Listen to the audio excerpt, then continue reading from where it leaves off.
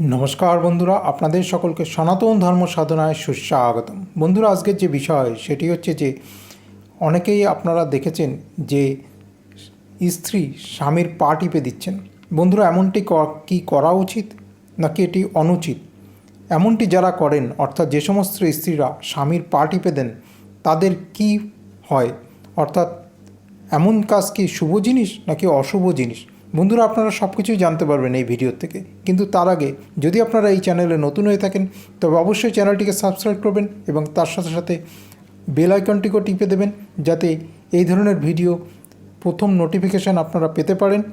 বন্ধুরা, এবার চলে আসি মূল বক্তব্যে। যে সমস্ত স্ত্রীরা স্বামীর পা টিপে দেন, এমন কাজ কি করা উচিত নাকি এটি একটি অনুচিত কাজ? এমনটি করা উচিত নয়।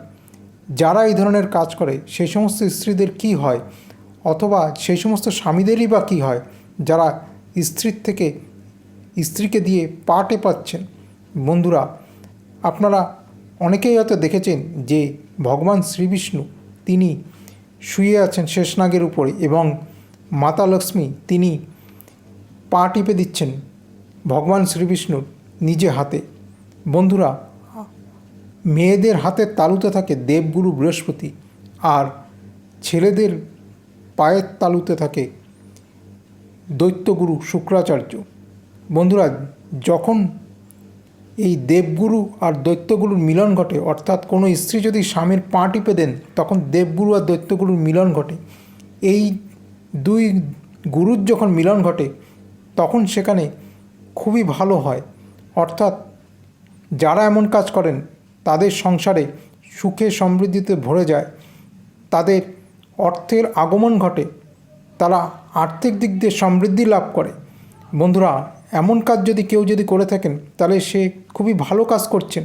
এর থেকে তাদের কোনো খারাপ হবে না, তাদের দিনকে দিন তাদের উন্নতি হবে, তাদের অর্থ আগমন ঘটবে, তাদের সংসারে অর্থ আগমন ঘটবে, দাম্পত্য প্রেম আরও সুদৃঢ় হবে। বন্ধুরা, তাই এই ধরনের কাজ যদি কোনো স্ত্রী করে থাকেন সেটি খুবই ভালো কাজ এবং এতে কোনো খারাপ কিছু নেই। বন্ধুরা, যেখানে মাতা লক্ষ্মী যেখানে ভগবান শ্রীবিষ্ণুর পা টিপে দিচ্ছেন, তাই এমন কাজ যদি কেউ করে থাকেন কোনো স্ত্রী, সেটি খুবই ভালো কাজ।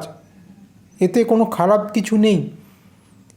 এতে অর্থের আগমন ঘটে, সংসার সমৃদ্ধি হয়, সুখে শান্তিতে সংসার ভরে যায় গিয়ে।